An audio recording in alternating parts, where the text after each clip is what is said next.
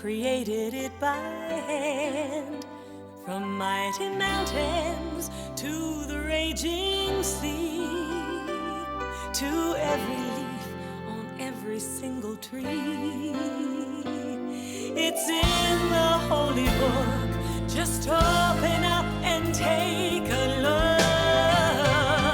It's a story for young and old, the greatest story ever told. So lend an ear and you will hear the greatest story. The greatest story.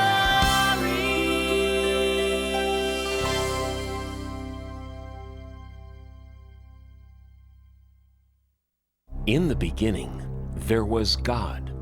The earth was empty and dark. God looked over the surface of the world. It was time for something to happen. Let there be light. And the earth became light. I shall call the light day and the darkness night. And so there had been darkness and then light. And that was the world's very first day. Now, God was just getting started. The next thing to do was to make the sky above the world and to fill the sky with clouds. And that was the second day of the world.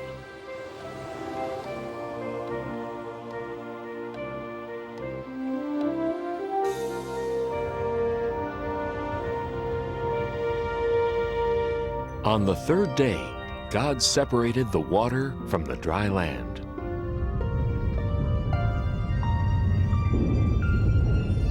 God made all kinds of things to put on the land. There were rocks and mountains, valleys, deserts, and beaches. There were big islands and little islands. There were oceans and seas, rivers and lakes. But there was still more to come on the third day, because God wasn't done yet. It was time to make all the plants. God made tall trees and short bushes, vines, ferns, leaves, and flowers.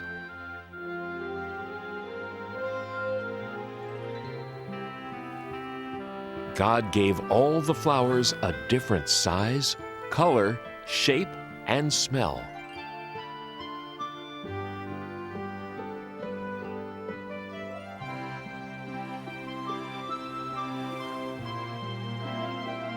And all the grasses and plants and trees that make seeds and fruits were made on the third day too.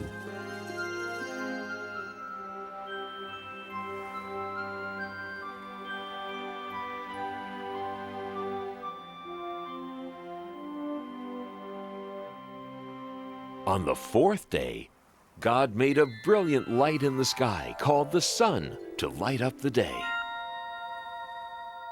and a silvery one called the moon to add some light to the nighttime. And as a special touch, God added billions of twinkling stars to the night. On the fifth day, God made some creatures to live in this beautiful world. There were birds,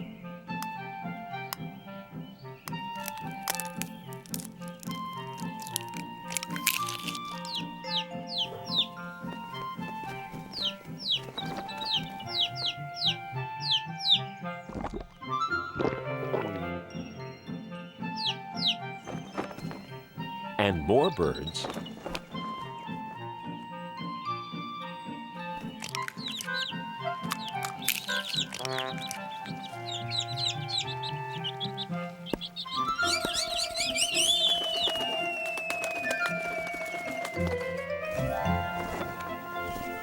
and more birds.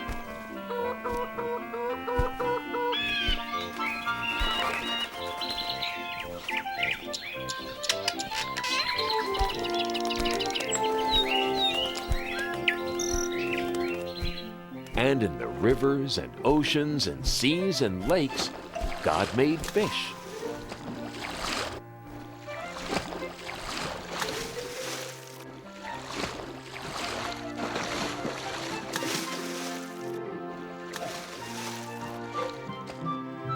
And the oceans were full of all sorts of amazing creatures.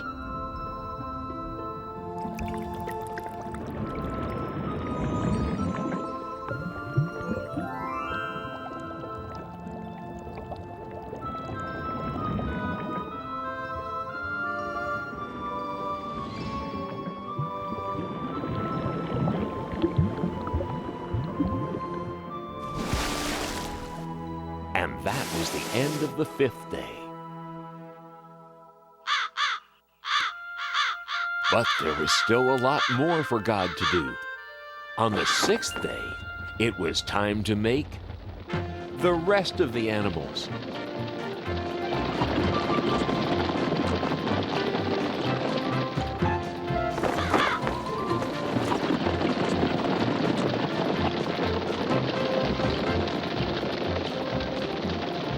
There were so many animals to make. Big animals,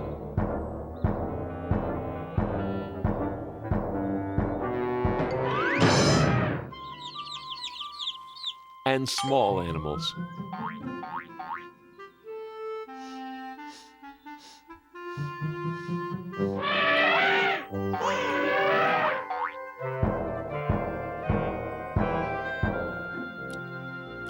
There were spotted animals,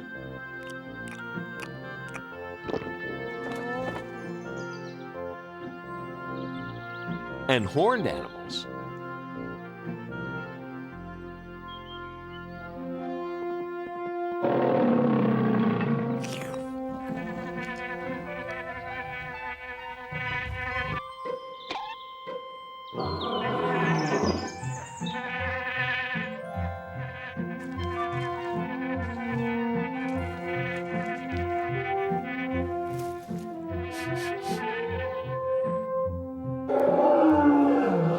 Every one of God's animals was beautiful.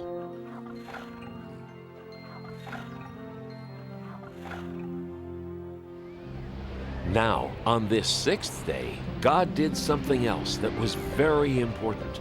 God created the first man. And that man was called Adam. Then God blew the breath of life right into Adam.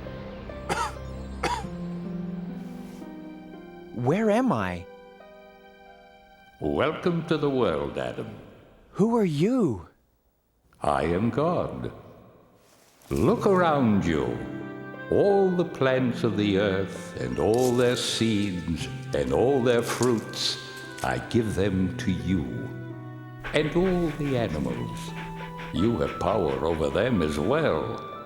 Everything is yours to use, to care for, and protect.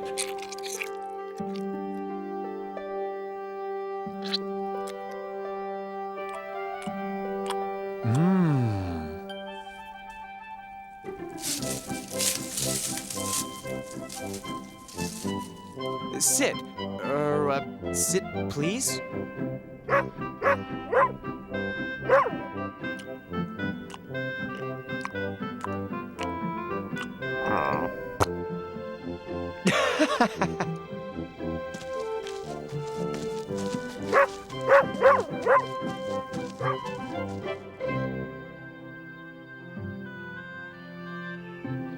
God looked over everything and was happy. And on the 7th day, God rested.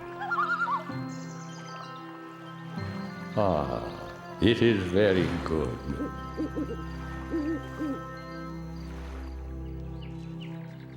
Now, God wanted Adam to live in the most wonderful place that could ever be. So God planted a beautiful garden for Adam to live in. It was called the Garden of Eden. God made a great river run through the garden, and then the river split into 4 great rivers.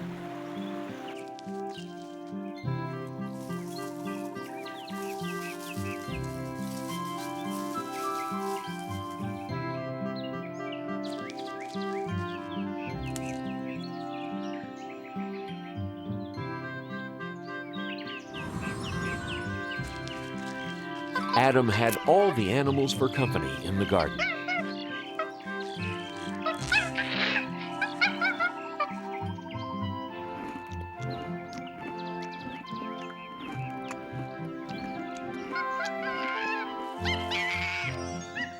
Whoa.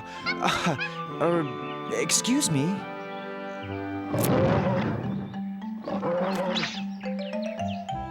Hey! Adam's first job was to name all the animals. This new request from God sounds like it's quite a job. I'm going to be as busy as a bee. I've got to search my brain and come up with a name for every living, breathing thing I see. You with the large brown spots, eating from treetops, your neck is the biggest part of you. Twisting round so easily, I believe your name will be Stretchy. Now that's pretty catchy. Or perhaps Giraffe will do. The jungle must belong to one so fierce and strong. I shiver and tremble at your growl. So you with the flowing mane, I give you the kingly name, Rory. No, that fits you poorly.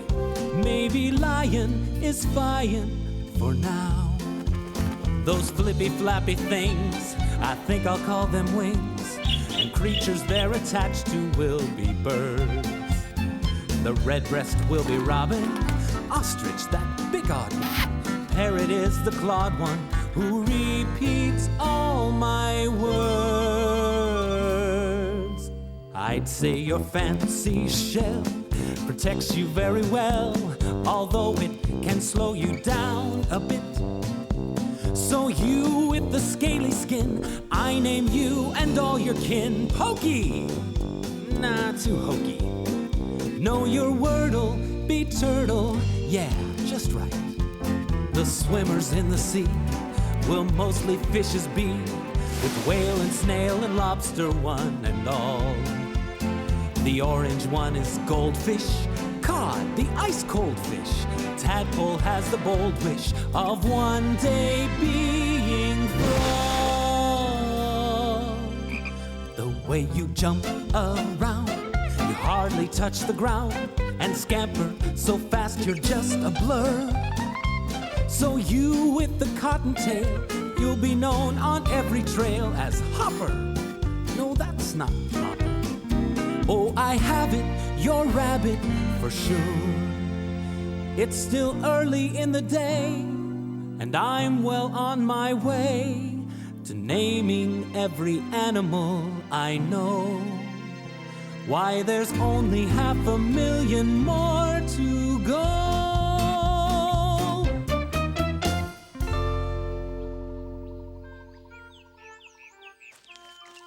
Looks like you've got a dear friend. I'd like to have a friend too.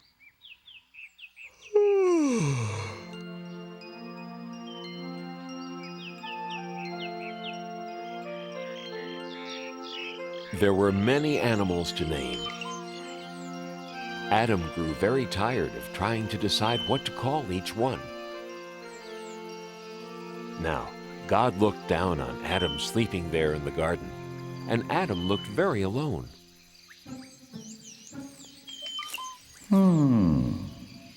And God decided that Adam needed a companion, someone to be with.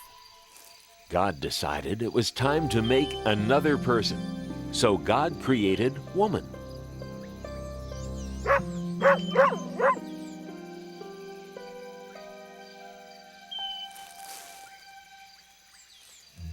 What? Hello. Hello. Hi. Shucks. Where am I? You're in God's garden, the Garden of Eden. It's really nice here. You'll see. These are my friends. This is Monkey, and this is Dog, and this is, I haven't named you yet, have I? Gee, I guess you need a name too, don't you? How do you like Eve? Oh, it's lovely.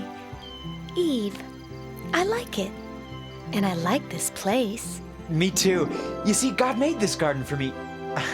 Us, to live in. And everything's pretty, and you can eat anything you want. And Not quite. Who was that? that was God. Oh, God's the one who made us. There is one fruit in all the garden that you may not eat. There is? This is the tree of knowledge of good and evil. You may eat of anything else in the garden, but you may not eat the fruit from this tree. Okay, tree of knowledge of good and evil. No eating. Absolutely no eating. right. Anything else in the garden is okay, but not that tree. Definitely not that tree. Right.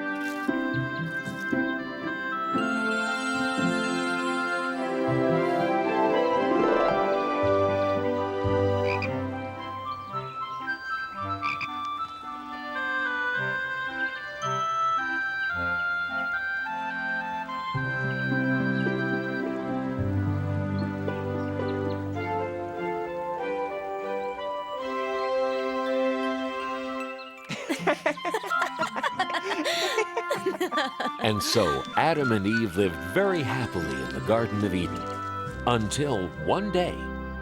I'm so happy, life's a breeze, picking fruit from off the trees.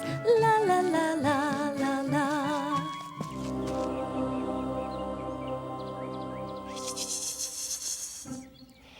Howdy. Oh, you startled me. Hello. What are you called? Why, I'm a serpent. Nice to meet ya. Nice to meet you, too. Nice day, isn't it? Very nice day. Nice tree, isn't it? Very nice tree. Nice fruit. I have to go now. No, you don't. We're just getting to know each other. You don't want to hurt my feelings, do ya? No. Good, because I want us to be very good friends. Now, as I was saying, it's nice fruit, isn't it? You can eat it, you know. Eat what? You know what I'm talking about. The fruit of this tree. You can eat it. The fruit of this tree? No, I can't eat that. Sure you can. It's easy. It tastes great.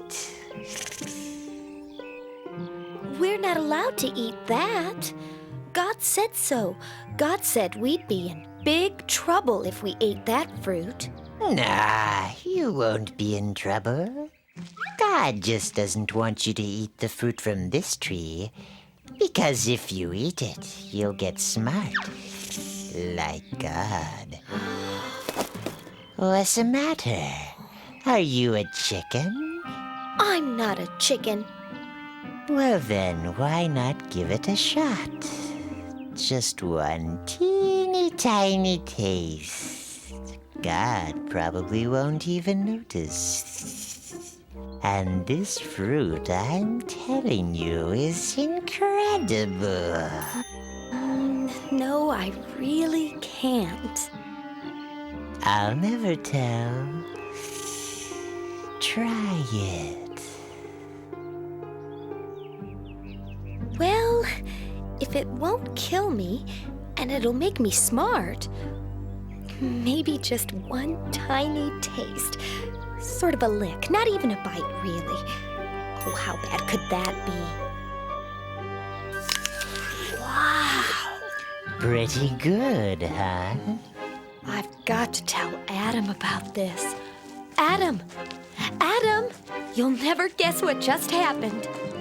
What? You know the fruit? Which fruit? You know, the one we weren't supposed to eat. What about it? You didn't. Did you? I did. Eve, how could you? Adam, it's great. I want you to try it too. That serpent over there told me all about it. I just took a little bite, that's all. But Eve will really get it if we eat that fruit. I didn't get it, did I? I guess not. Just take a tiny bite. God's probably not even looking. Oh, go ahead.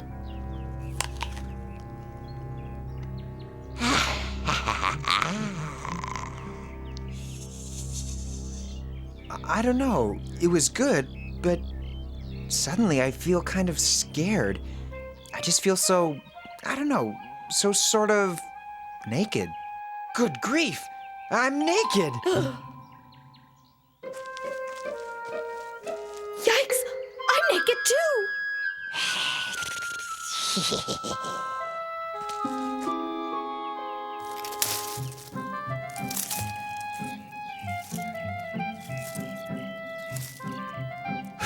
That's better. What were we thinking? Uh-oh. I think God's coming. I think we're in trouble. Big trouble. I think we're gonna get it now. We better hide.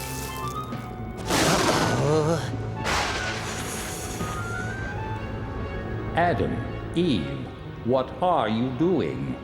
We're, hiding. Why? Well, we didn't want you to see us. We did a bad thing. We were scared. How did you know these things? Did you eat from the tree of knowledge of good and evil? Well, yes, but it was her fault. She talked me into it. It wasn't my fault. That serpent talked me into it. I am not happy. You have disobeyed me. We're sorry. We're really sorry. I'm not worried. What can happen to me? You, serpent, will crawl on your belly and eat dust forever. Ah, no. You will fear people, and people will fear you. This is your punishment for all time. And you, Adam and Eve, because I trusted you and you disobeyed me, you must leave the garden. Life was easy for you here, but it will not be easy outside. You will have to work hard, and your children will have to work hard. You will know what it means to hurt and suffer pain. Here are some garments to keep you warm after you leave the garden. Now go.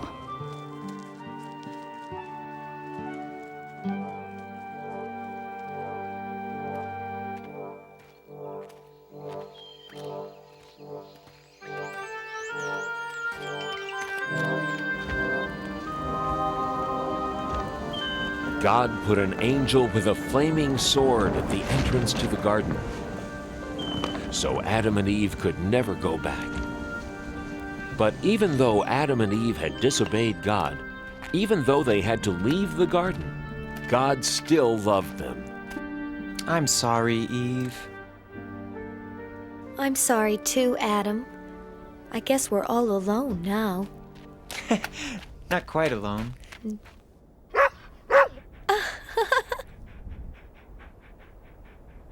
And thus began Adam and Eve's new life outside the garden.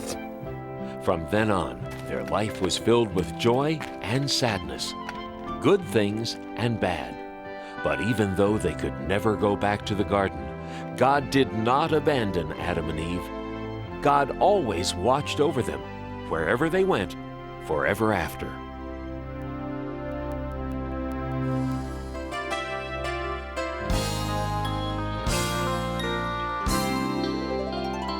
Do you know how the world began? How God created it by hand, from mighty mountains to the raging sea, to every leaf on every single tree. It's in the holy book. Just open up and take a look. It's a story for young and old, the greatest story ever told. So lend an ear and you will hear the greatest story. The greatest story.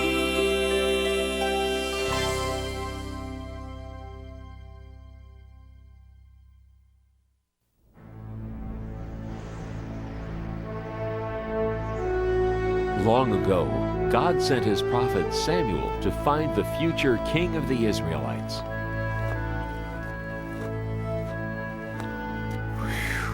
Samuel, go to Jesse's house in Bethlehem.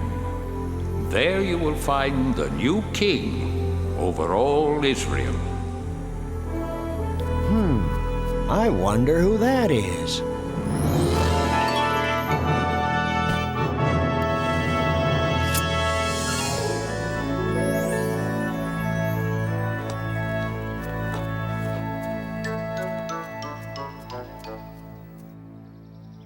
My sons, come into the house. There is a guest here to see you.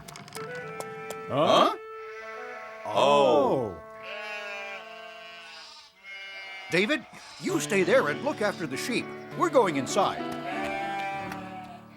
Jesse, you say you have 8 sons? Yes, and they are such fine young men. Here they come. Oh!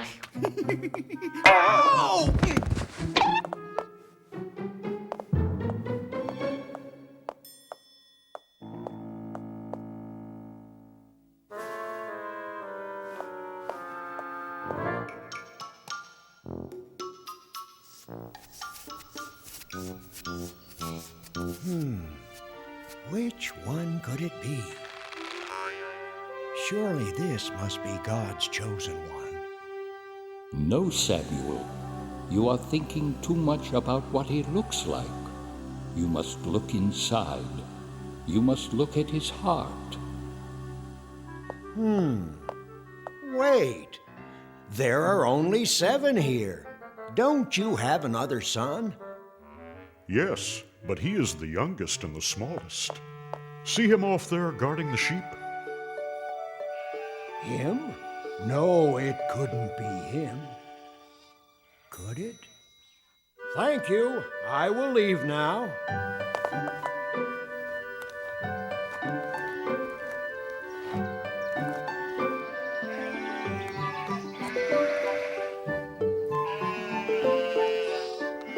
You must look at his heart. What's your name, son? David. God has told me that you will be the new king of Israel someday. God is my friend. He helps me save my sheep. Yes, and one day I hope you save us all. Goodbye, David. Goodbye, and God bless.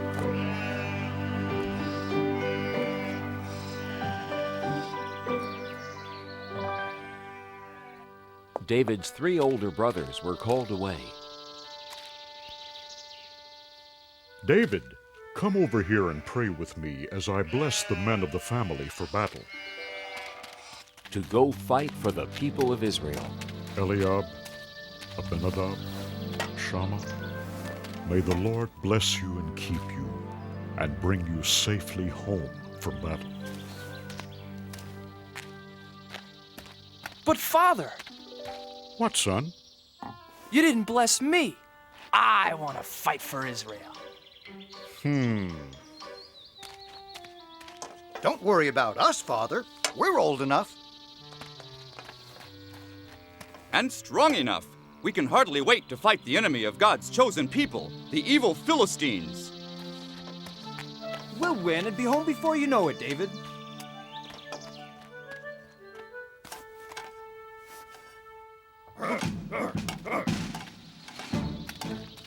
Hey, wait, everybody! Wait! Don't leave without me. Please. Please let me go, Father. I want to fight for the people of Israel, too. What's so funny? I may be small, but I'm brave. Why, just the other day, I saved our whole flock of sheep from a huge, ferocious lion. I hit him with a stone from my sling, and knocked him clean out. Want to see how good I'm getting? Whoa! No, David, not now. First, I had to sock that lion right on his nose. Bang! And then I shook that rascal by his whiskers. And then I pulled his jaws apart and rescued our little lamb. And then...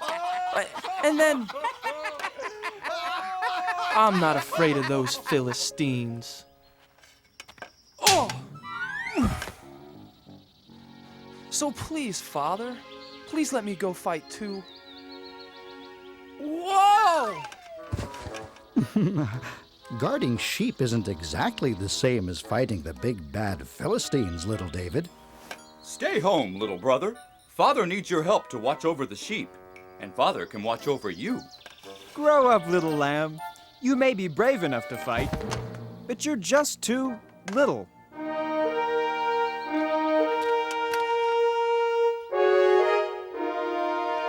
Abinadab, Shama, time to go. Goodbye, Father.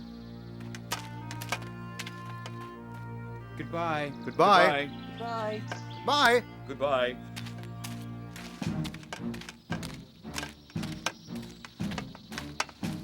Someday I'll go to battle for the people of Israel, Father. Someday. Now the two great armies met for war in the middle of a vast valley.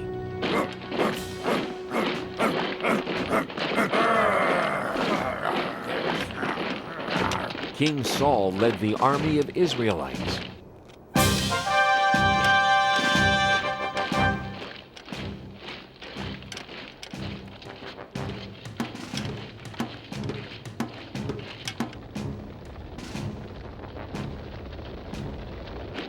But the enemy, the Philistines, had a giant on their side.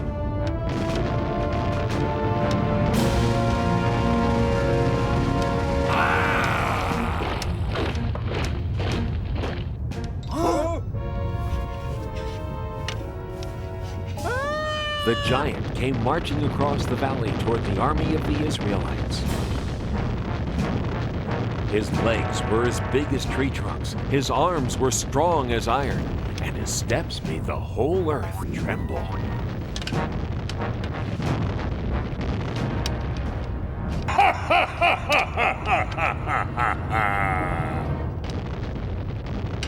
I am Goliath the Giant, and all of you are nothing but King Saul's little servants.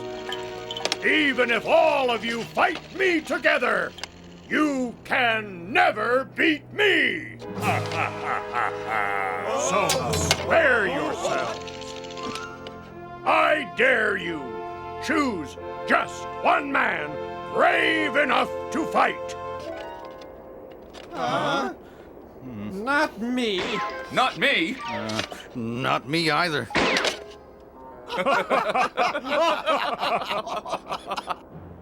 Just one man. If he beats me, all of my men will be your servants. But if I slay him, all of you shall be our servants forever.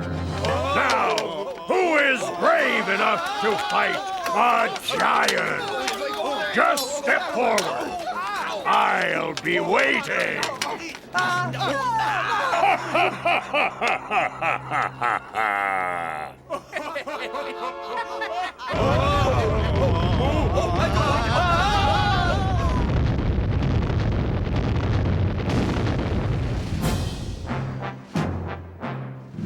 Every morning and evening for 40 days, Goliath marched to the center of the valley and gave his great battle cry.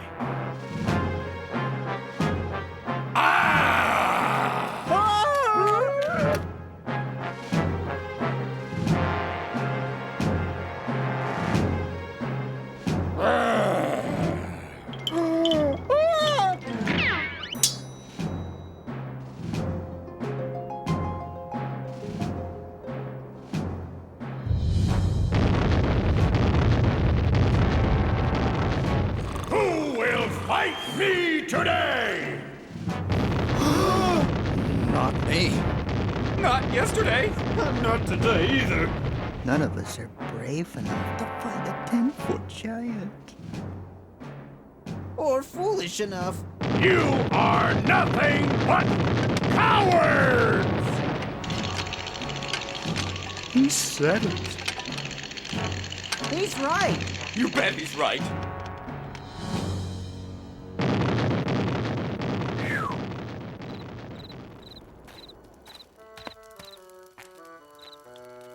Well, what do my brothers think? Could I? Whoa! No, don't even think about it. I'll try to... Whoa! You're not risking your life for him. Maybe I'll... Neither are you, Eliab. It's not worth it. Not even to marry King Saul's daughter. Oh, but wouldn't it be great? Being rewarded with the princess's hand in marriage for beating the giant?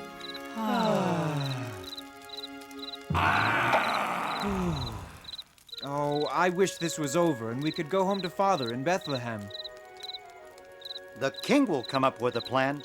You watch.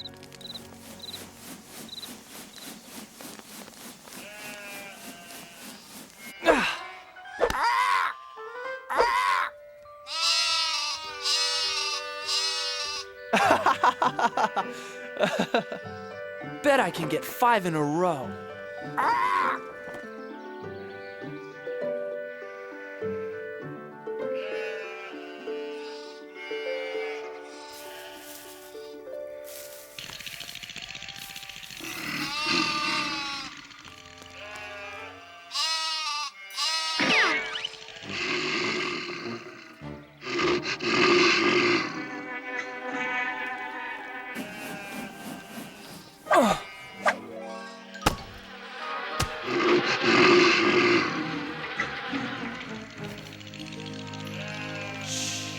Now remember, never be afraid. David, that was a good shot, son. Did you see that, Father? Maybe now you'll let me go join the army and fight with King Saul and the Israelites. No, son, I told you before. They won't take you. You're too young to be a soldier. And you've got to get some more meat on those bones of yours. But Father, I'm strong and I can run like a deer. I said no, David. Now do as I ask and take this food to your brothers. Then hurry home to tell me how they are. Now be careful, son. I pray you will bring good news.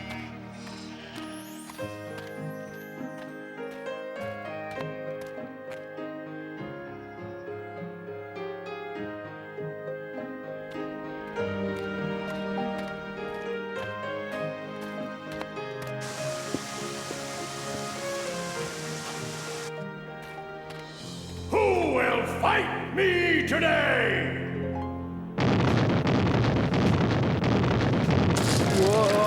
Whoa!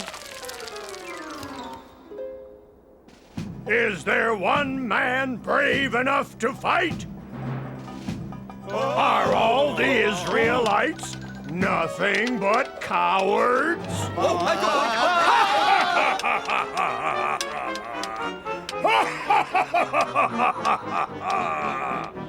Ho, ho, ho, ho!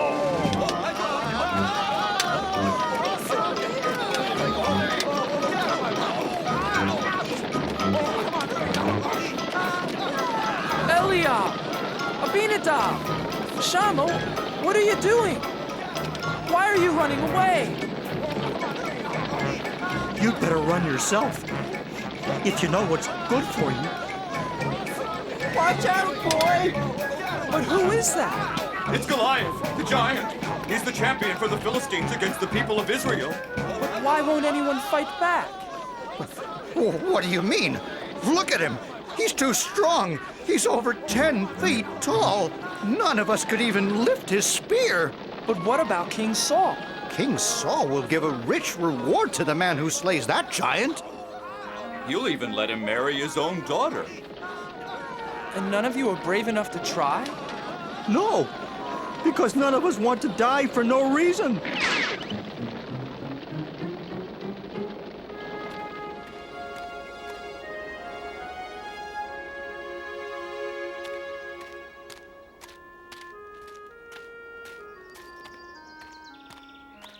Eliab, why won't you fight? Abinadab, why are you afraid? Shammah, are you afraid of the giant too? All the soldiers are afraid, little David. Yes, little brother. Aren't you afraid too? You're too young to be here at all, David. Yes, little brother. Go home and take care of sheep where it's safe. No, I can't. Someone has to fight Goliath.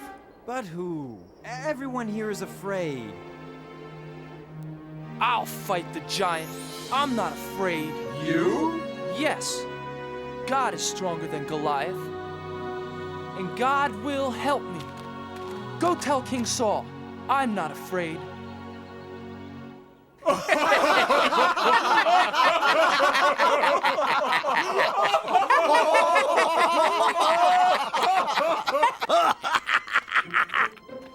I have news for King Saul. What news?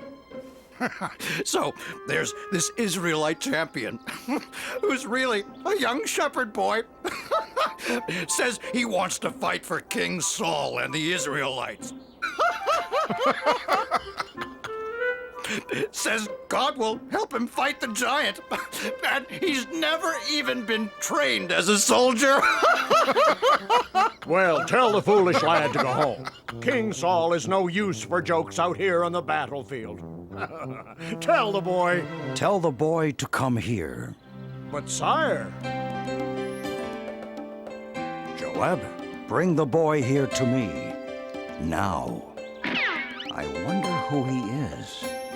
I wonder why he's the only one brave enough to fight the giant. He is, I understand, a giant of a man, and I am not. His spear appears to be the size of a small tree, and all I've got is a slingshot. This Philistine is large, but I know who's in charge. I have a giant of a God, you see, bigger than the trouble in front of me. And even 9 feet tall starts looking pretty small next to the giant of a God with me.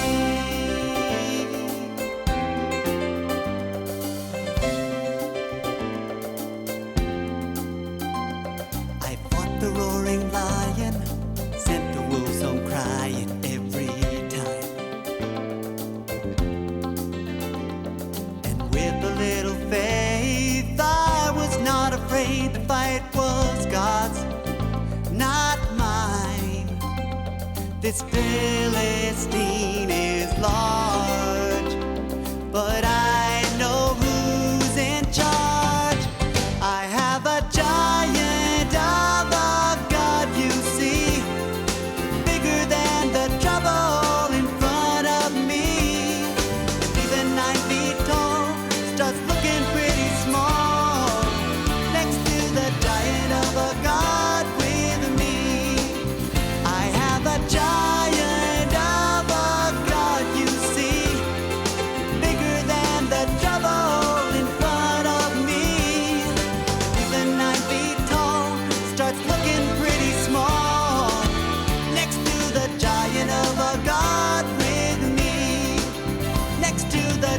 giant of a God with me.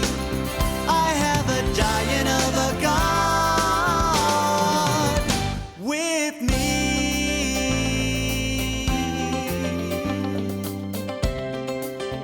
I've got a giant of a God. Giant, giant, giant of a God.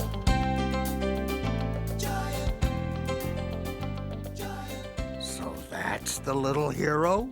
Looks like he couldn't fight a flea. Make way for the little giant killer. I don't see any giant killer. I don't see anyone. Neither do I. Silence! Make way for this boy. Huh? I said make way for the shepherd boy. The king wants to see him. Oh, yes. Yes. Certainly, Commander. Right away, sir.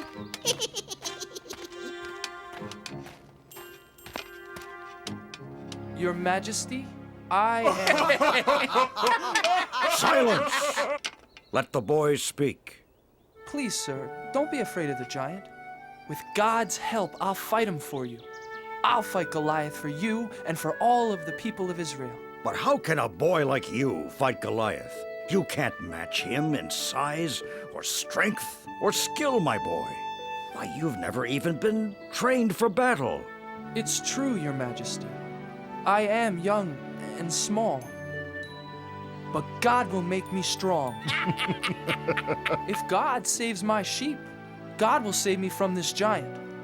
Now let me fight the giant for you and the people of Israel. Yes, little David. And may God be with you.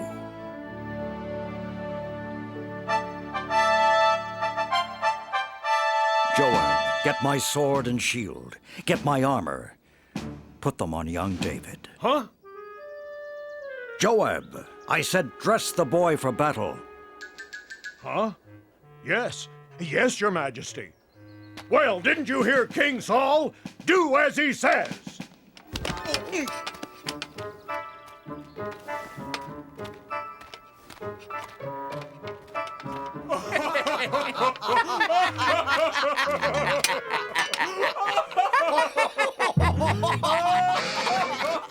I can hardly pick up your sword, Your Majesty. And your shield is much too heavy for me.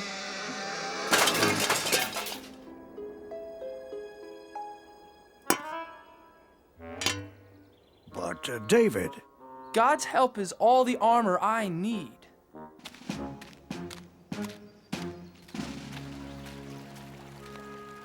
Please help me, God. Help me fight Goliath the giant for the people of Israel. Can you hear me, Goliath the giant? I am ready to fight.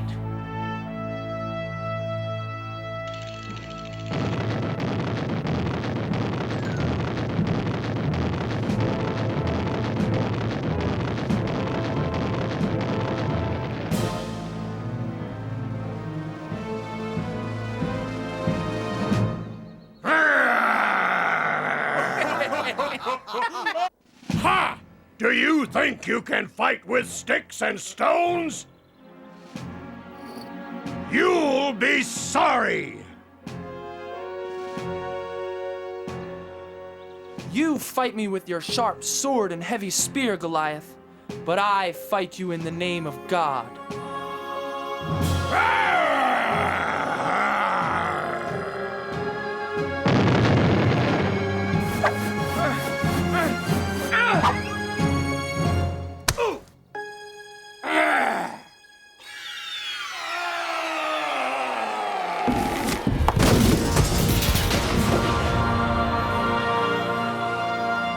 Goliath! He's dead! Hooray! Run! Run for your lives! Look at those cowards run! Yes! After them! Come back here! And the Israelites chased the Philistines away. The boy killed the giant! Goliath is dead! But where is the boy? Joab, bring him here to me. Little brother, it is you. Our brave baby brother David. Bring the boy here to King Saul. Thank you, my son. Thank God, Your Majesty. And that is how little David beat Goliath the giant with the help of God. This was only one of the many great adventures God had planned for David. David the shepherd boy grew up to become a great king who served God. Throughout David's long and adventurous life, he always remembered the comforting words of God.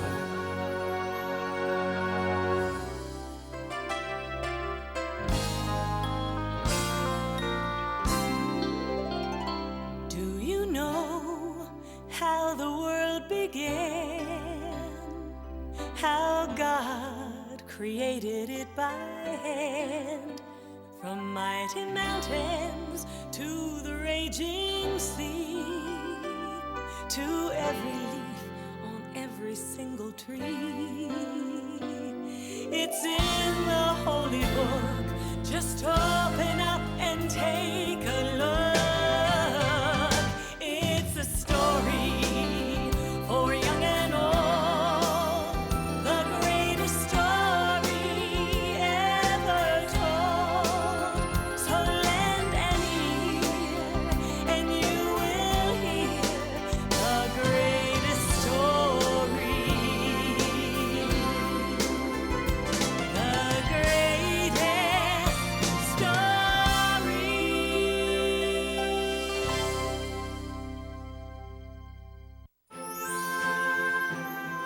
In the town of Bethany, there was a lot of celebrating. But not everyone had heard the wonderful, miraculous news.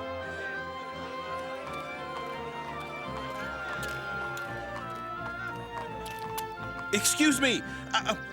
Pardon me. What's going on? Haven't you heard? A good friend of ours has died. Really? Then why is everyone so happy? Because he has come back to life. That's impossible. That would be a miracle. I'd sooner believe that my donkey talks. Who is this man? No ordinary man, that's for sure. His name is Jesus, and he's the Son of God. We don't blame you for not believing us. We'd think the same thing if we didn't know Jesus and hadn't seen the miracles ourselves. Oh, excuse me. I'm Peter. And I'm Andrew. Come, sit with us. Andrew introduced Jesus to me. I liked him the very first time I met him. Peter told the traveler that a few days after meeting Jesus, they were all invited to a wedding. Even Jesus' mother Mary was there.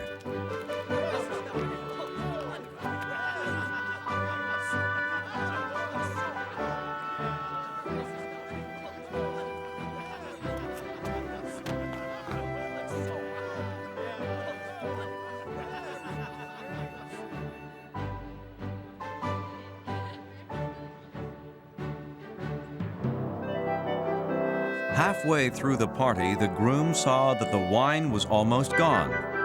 Without wine, there wouldn't be anything to drink, and the party might end early. They have no wine. Is there anything you can do to help? But it's not time to let people know who I am.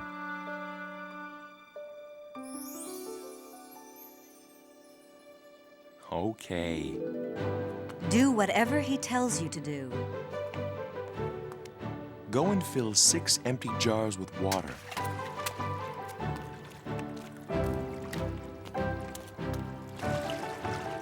Then pour the water for all the wedding guests. I don't believe it. This is the best wine I've ever tasted. Huh?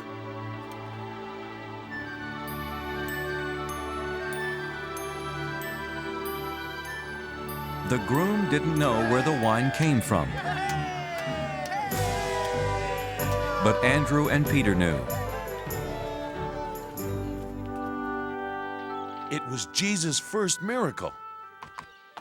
That could have been some trick, don't you think? No, it definitely wasn't a trick. We saw it with our own eyes. And that was just the beginning of his miracles, like the time we were about to fish.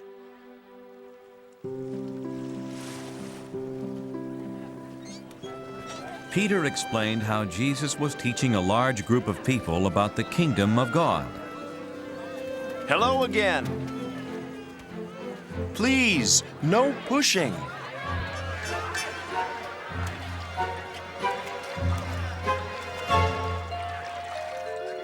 May I join you? Of course. Let's go out into the water.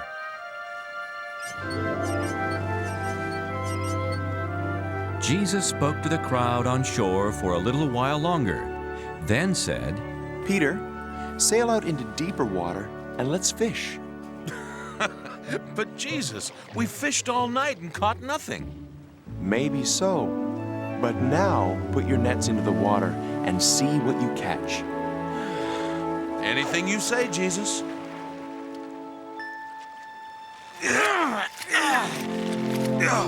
Our nets are about to break. We're going to need another boat.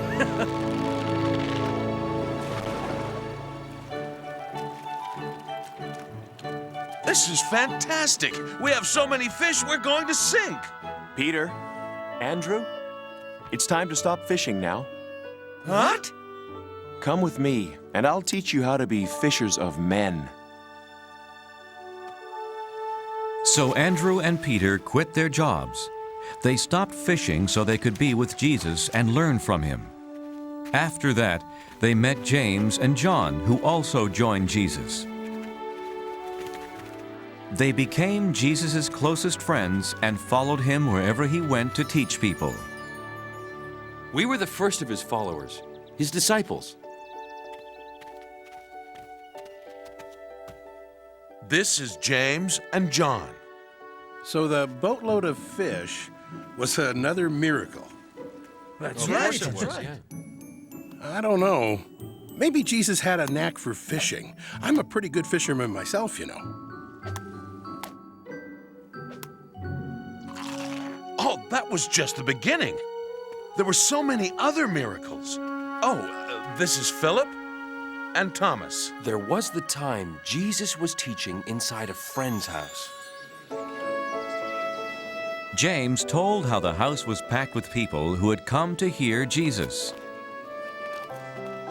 We'll never get close enough for him to help our sick friend. Maybe there's more than one way to get inside.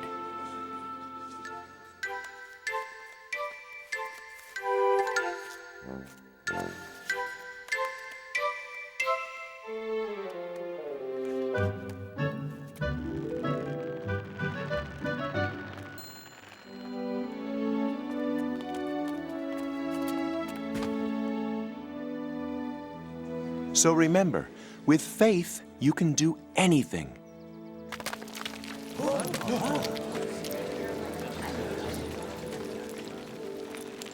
What are they doing? Away. Go away, do you hear? No, wait. Don't you see how hard they work to get their sick friend inside the house?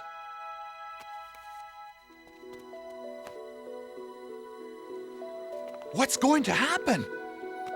All of the bad things you have done in your life no longer matter. I forgive you of your sins. What? Jesus can't forgive this man. Everyone knows that only God can forgive someone who is bad. Who does he think he is? When I say I forgive your sins, there's no way of proving that I've really done anything. True. But you will see my power if I heal this man's body too. Time to get up and walk home.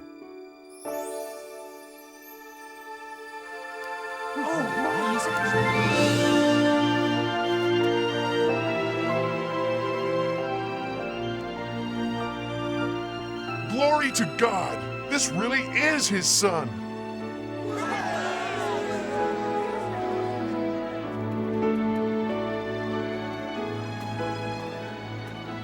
If Jesus can cure a sick man, then it's true that he can forgive sins too.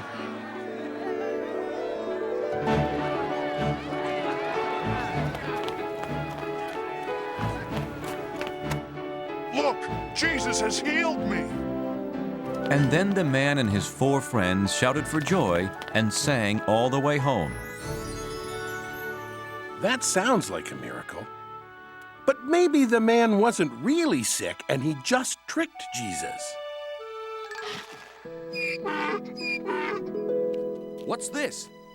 Someone who doesn't believe Jesus' miracles? He thinks they're just tricks. A minute ago, you said you were a pretty good fisherman. Once I caught a camel fish this big. But have you ever been able to make a storm go away? No one can do that.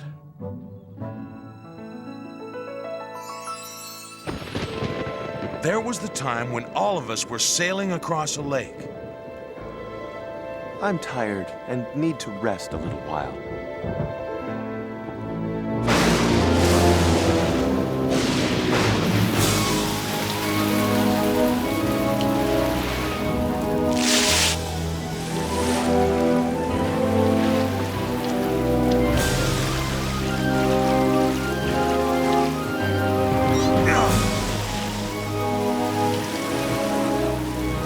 Jesus! The storm is going to sink us!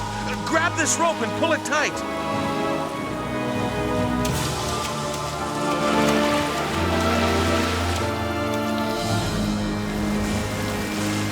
Peace.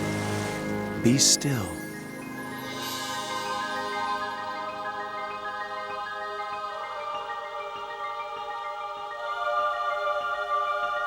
Did you see that?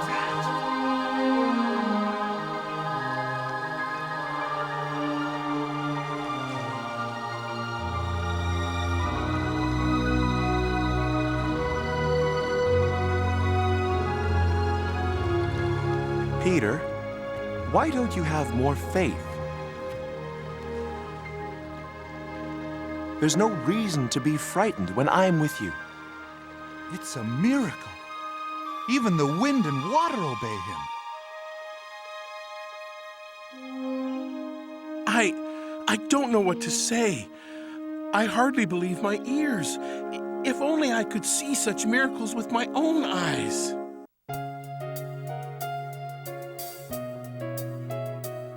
Yes, I have seen the miracles. I've seen them with my eyes. I've seen my friend named Jesus turn water into wine.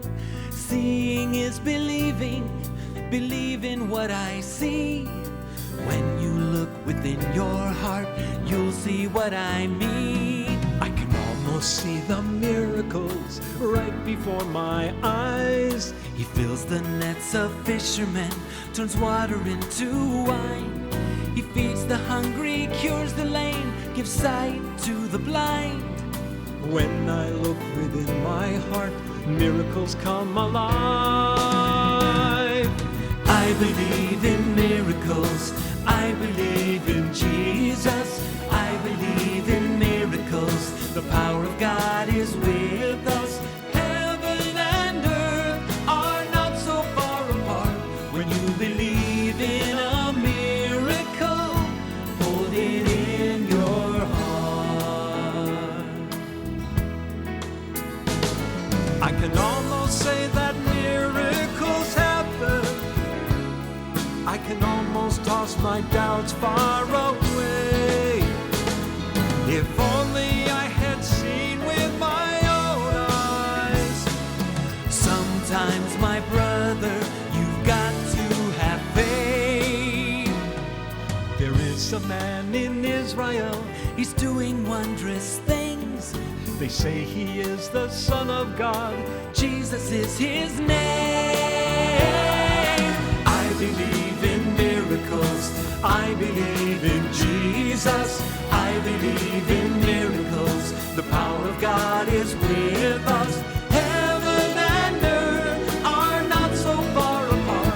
When you believe in a miracle, hold it in your heart.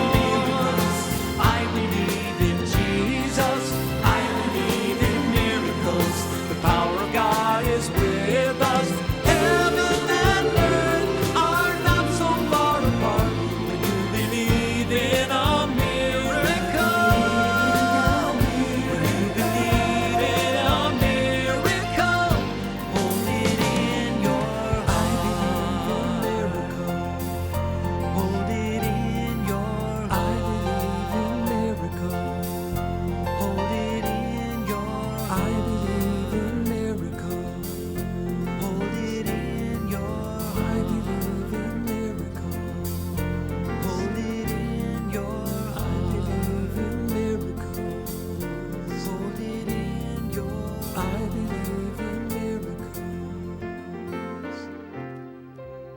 The disciples then told about the day when Jesus was stopped by two blind men.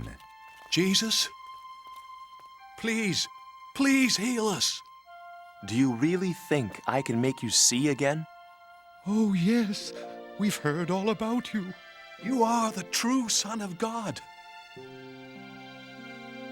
We know you can make us see again. Then what you believe can happen, will happen.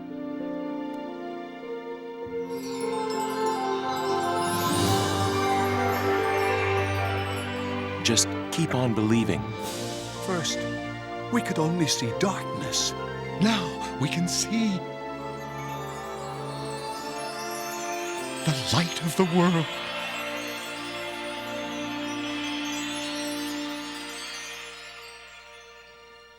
Oh, what a miracle that must have been. Please, don't stop there. The disciples then explained the more people learned about Jesus, the more they hungered for his teachings. Like the day in Galilee, when he spoke to a crowd of 5,000 people. It was a wonderful day. Almost like a big surprise picnic. Can't everyone go home now so they can get something to eat? But Peter, there is so much more I want to tell them. Philip, where can we buy enough food for all these people?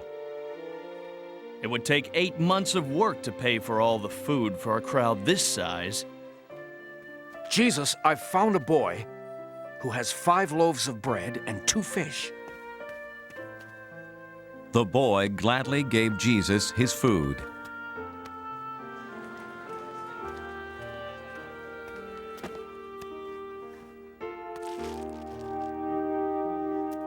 After blessing the food, Jesus gave it to his disciples to hand out. It was just a little bit of food, but it filled every basket they had and kept filling them. And after everyone had eaten, they collected the leftovers and found that there was enough to still fill every basket. Jesus had performed another miracle. But the day wasn't over yet. Right after the wonderful picnic, Jesus sent his disciples back across the lake.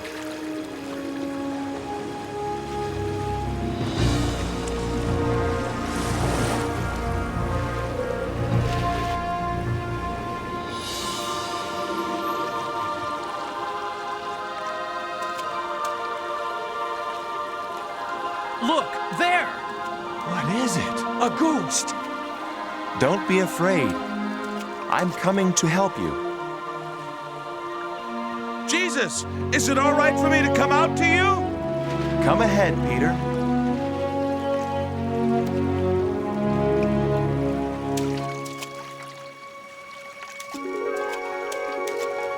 Oh, my! He's actually good.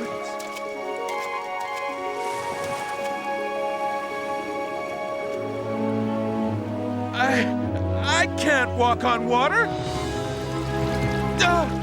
Help me! Jesus, help me!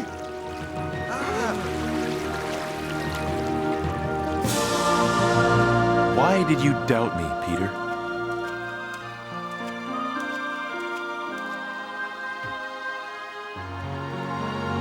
Oh, look! Truly, you are the Son of God. Why did you sink, Peter? Because at that moment, I lost my faith. I didn't totally believe in Jesus or what he was doing, but he showed me how.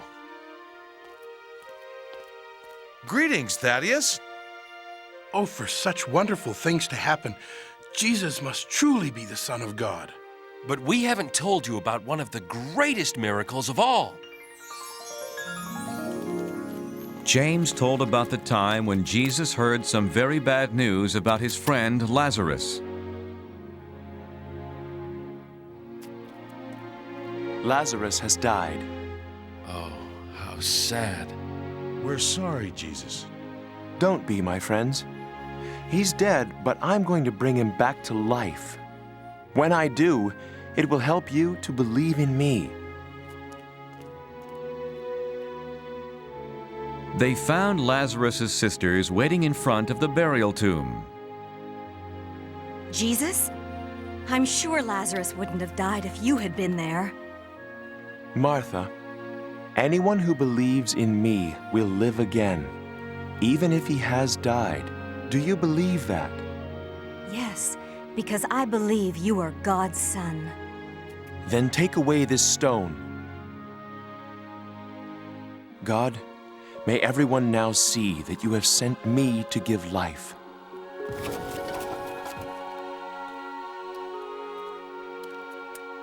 Lazarus, come out.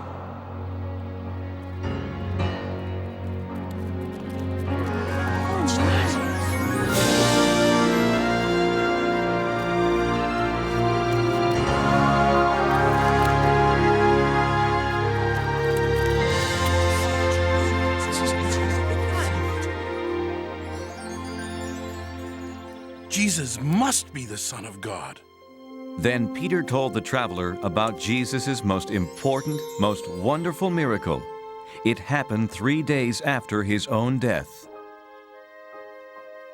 It was on a Sunday when John and Peter went to where Jesus was buried. But he was gone. Jesus came back to life. He then visited his disciples. They first saw him down by the water. What are we supposed to do now? We should become fishermen again. What else can we do? Sea is completely empty. Yes, we fished all night and we haven't caught a thing. Hello! Have you caught any fish? Not even one! Try again. What was he saying? I don't understand. Throw your net over the right side of the boat.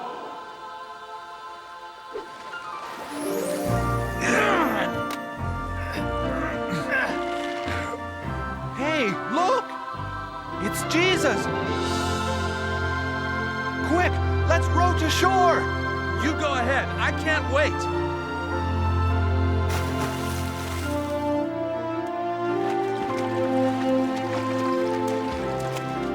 Good morning, Peter. Call to the others. Let's have fish for breakfast. In all, Jesus has been here with us for 40 days now. Telling us about the kingdom of God. Oh, how wonderful. I only wish that Peter, there you are. Oh, Nice. yeah. Good to see you. I give you my blessings. And now it is time for me to return to heaven so I can be with my Father. Now go out into the world and teach everyone you meet about me.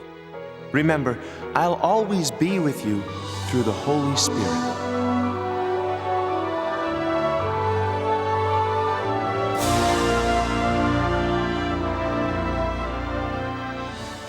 We must leave now, my friend.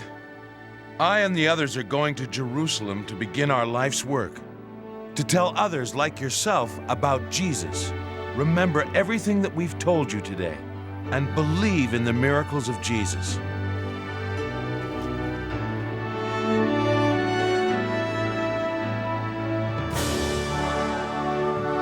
I believe. I believe. I believe.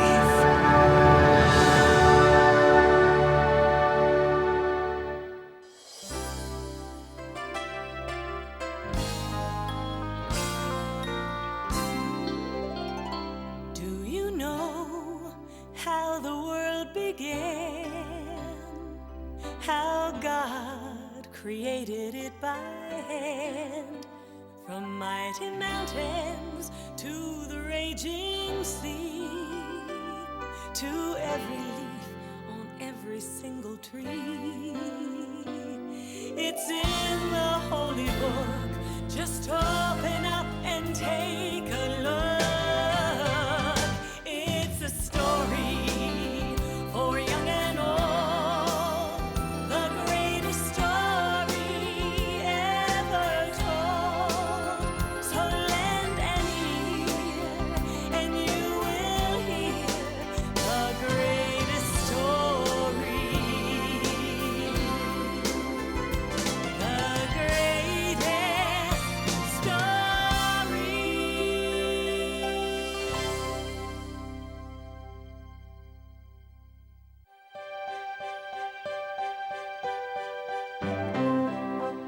Long ago, word spread throughout the land of a wonderful teacher in Jerusalem. It was Jesus, the Son of God.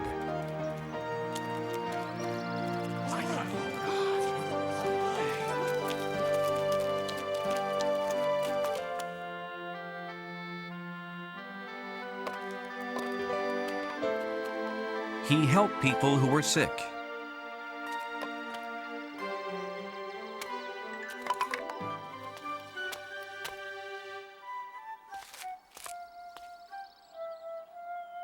And encouraged those who were lonely.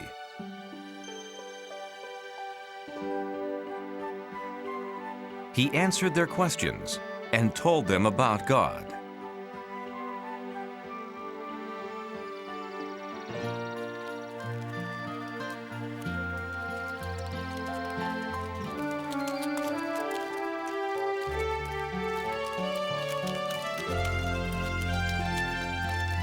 Jesus traveled from place to place, and wherever he went, people wanted to hear what he had to say.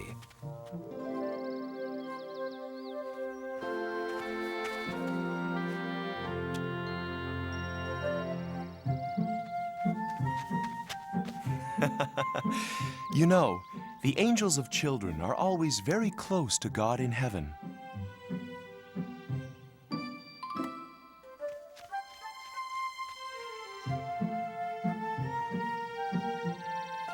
Please, touch my baby.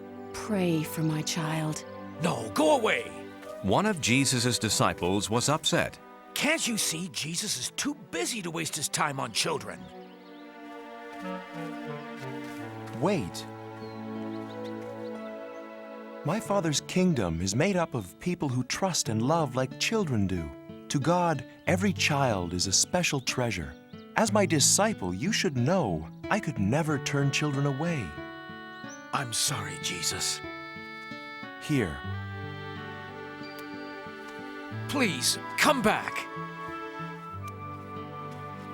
I was wrong.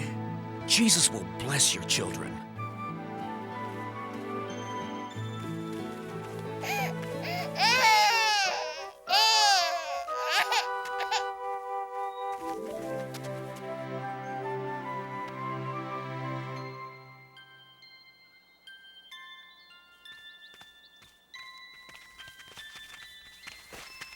Jesus was never too busy for anyone, young or old, sick or well.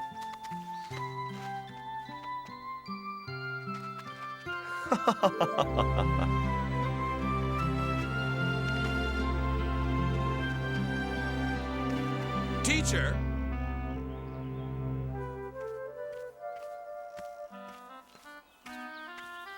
If you really know all the answers, tell me, how can I get into heaven?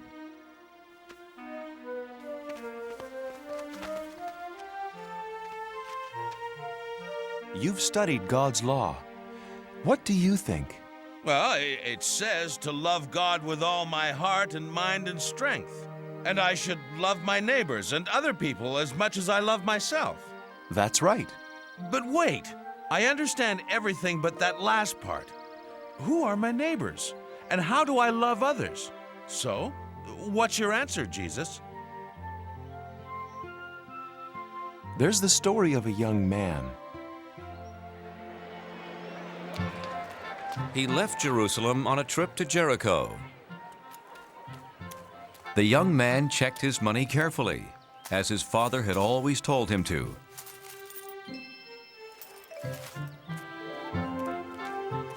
And then began his journey.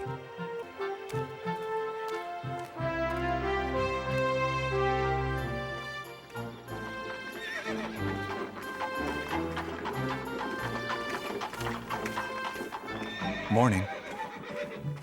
Good morning. Along the way, the man greeted other travelers, including a priest from the temple. Have a safe journey. And you also. As his journey continued, he came upon another traveler.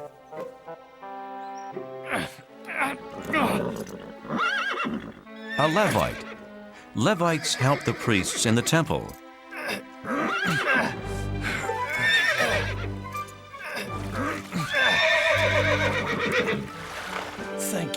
Thank you, my friend. Good journey to you. And to you. As time passed, the travelers saw fewer and fewer people on the road.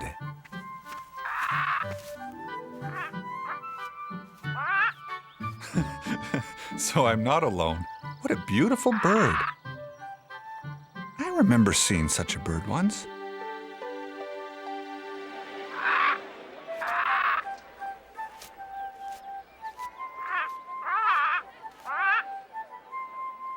Oh, Papa!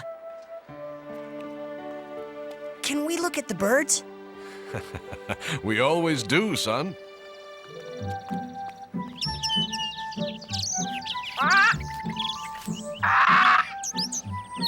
Oh, Papa, don't you just love the birds? Love the birds! Love the birds! Come on. Your mother sent us to buy almonds for our dinner.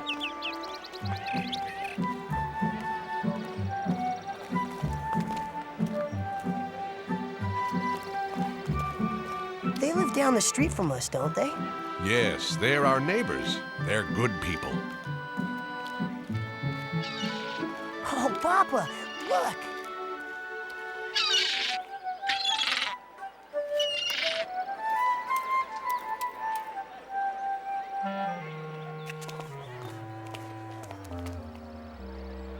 Who's that man? Him?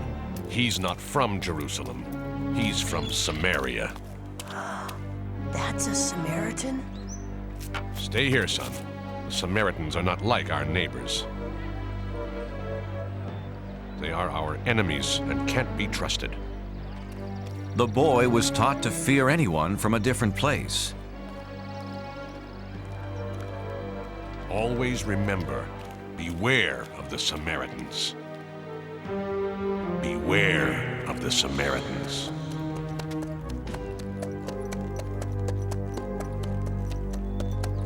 The traveler was completely alone on the road when a stranger approached. He was frightened because his father had always warned him to be afraid of people from other places. But the foreigner did not bother him.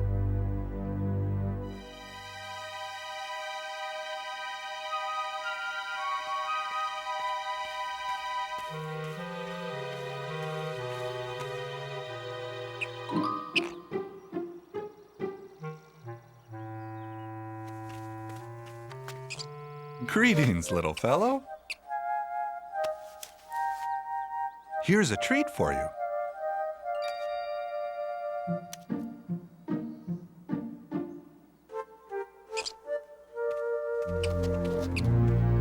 Oh, sorry, I didn't see you.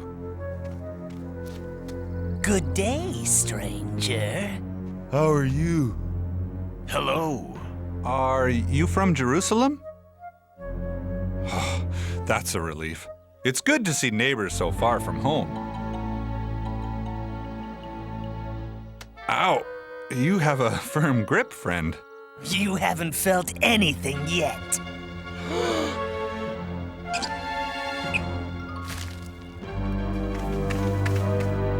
Grab him!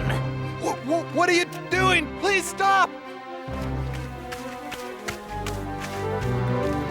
No! Stop, please!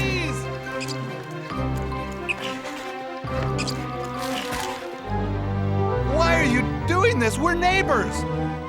So give us all your money, neighbor.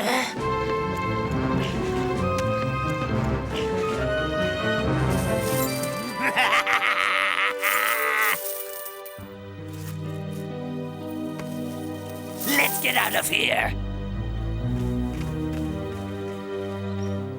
The thieves took the traveler's money and jewelry, and they almost took his life.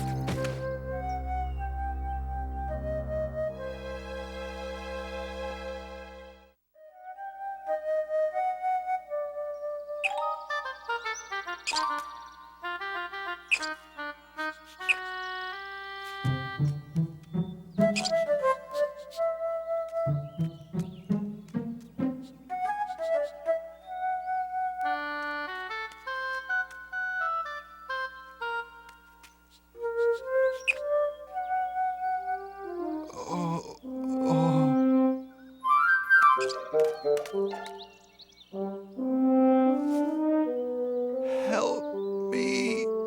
Can somebody help me? But no one could hear his cries for help, so he tried to crawl back to the road.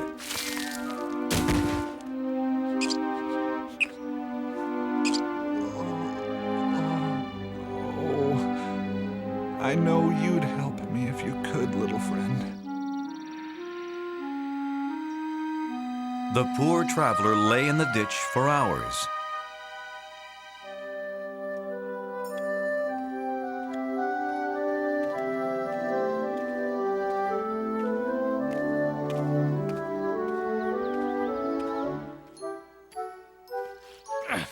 Someone's coming. How fortunate. It's the priest. He'll help me.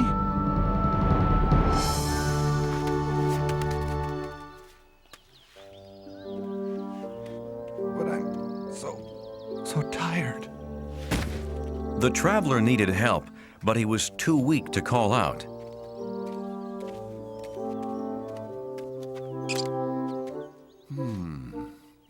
What's this?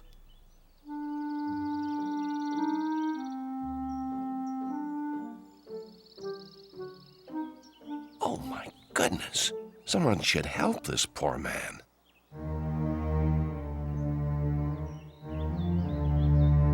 The priest passed the traveler on the opposite side of the road.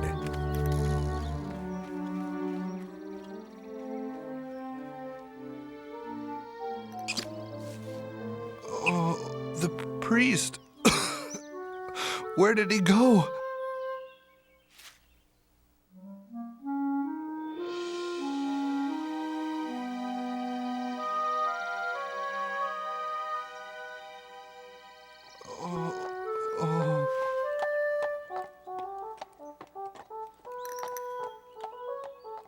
The Levite.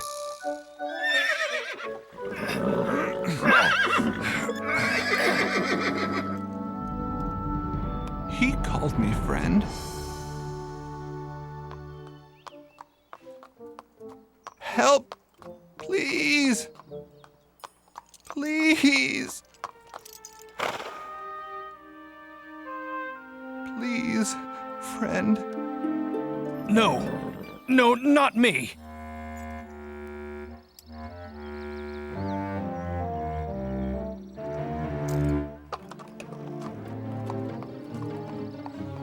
Please. Like the priest before him, the Levite passed on the other side of the road. What will I do? What will I do?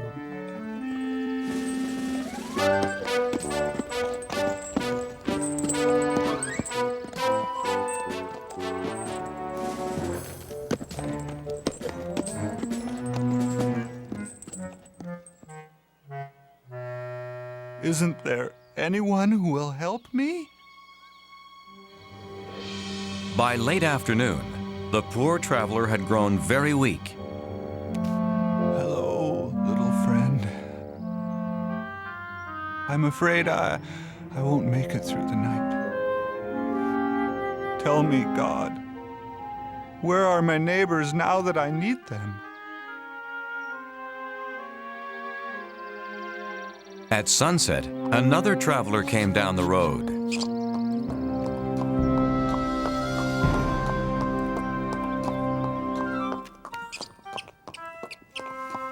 Someone's coming.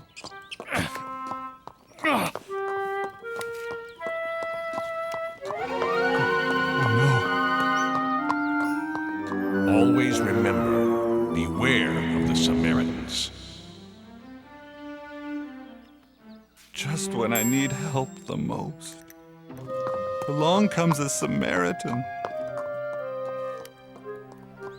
Maybe he hasn't seen me.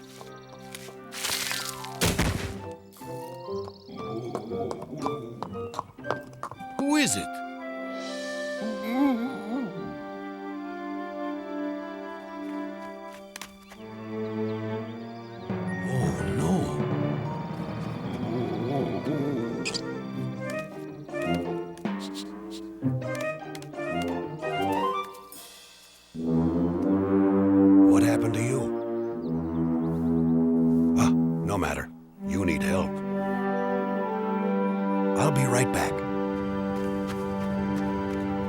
he won't be back.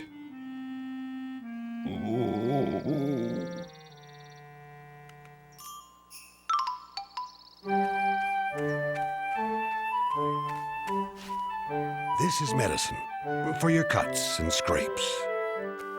Now, this should help. I don't understand. I'm going to take you to a safe place tonight. But why? You're a Samaritan. Ah, then you have met my people before.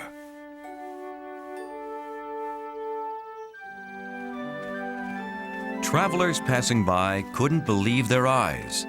A Samaritan was helping an Israelite. Don't talk.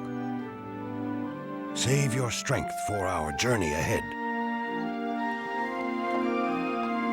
I hope this doesn't hurt too much.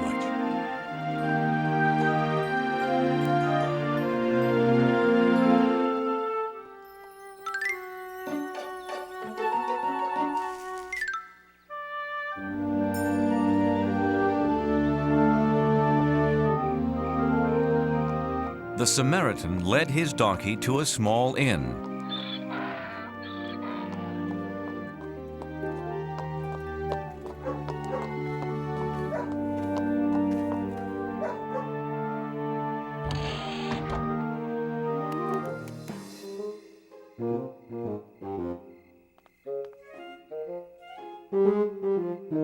Was there an accident?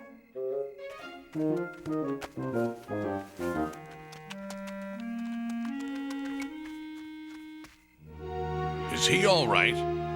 No, we must get him inside. Of course.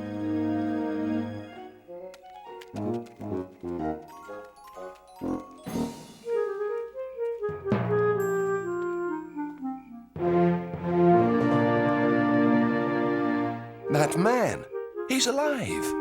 Yes, I saw him too. But who is that with him? Why, it's a Samaritan! But a Samaritan wouldn't help an Israelite. Would he?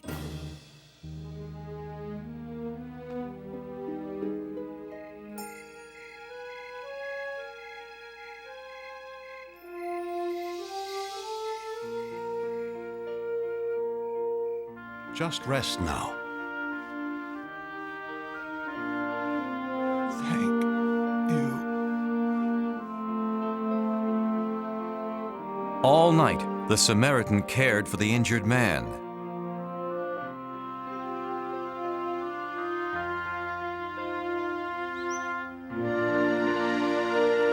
He's looking much better.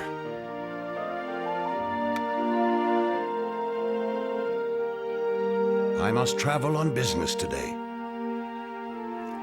Take this money and pay for anything he needs until I get back. When I return, I'll pay you for any other expenses.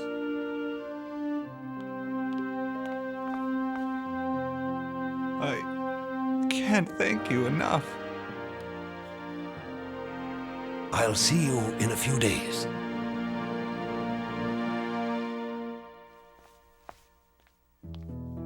I asked God where my neighbors were when I needed them. He has given me the answer. And the Samaritan did as he promised. A few days later, he took the traveler back to Jerusalem.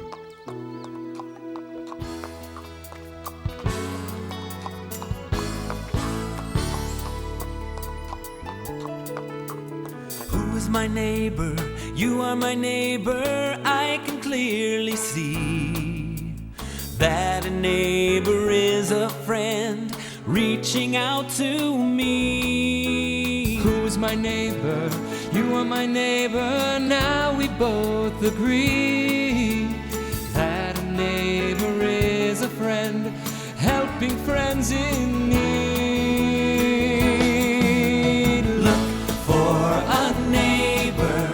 He will be the one always standing by.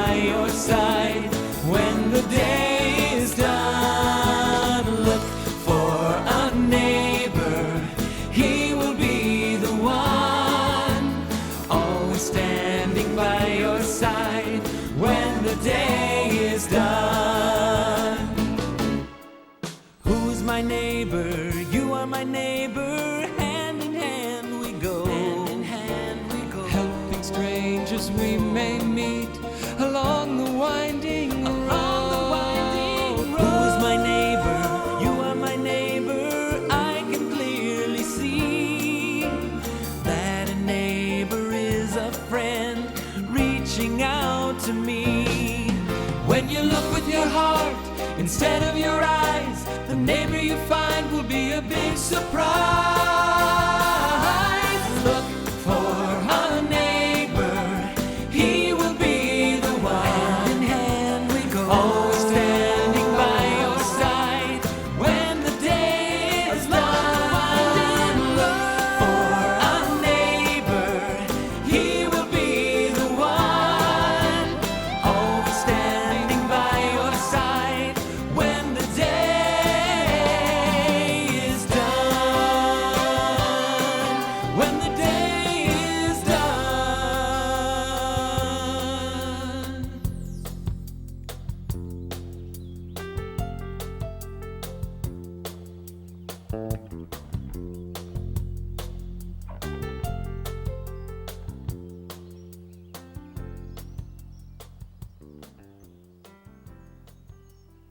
So tell me, which man was the neighbor to the traveler?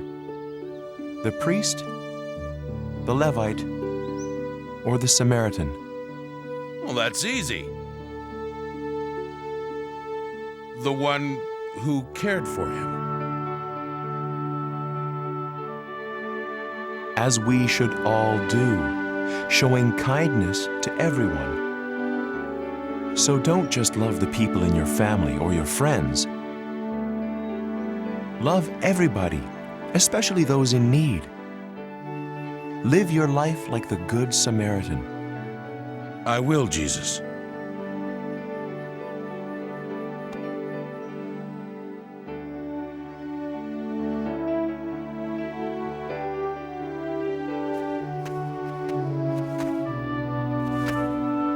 Here, let me help you, young neighbor.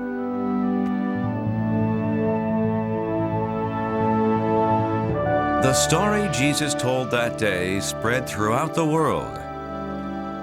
And now, a person who helps someone in need is called a Good Samaritan.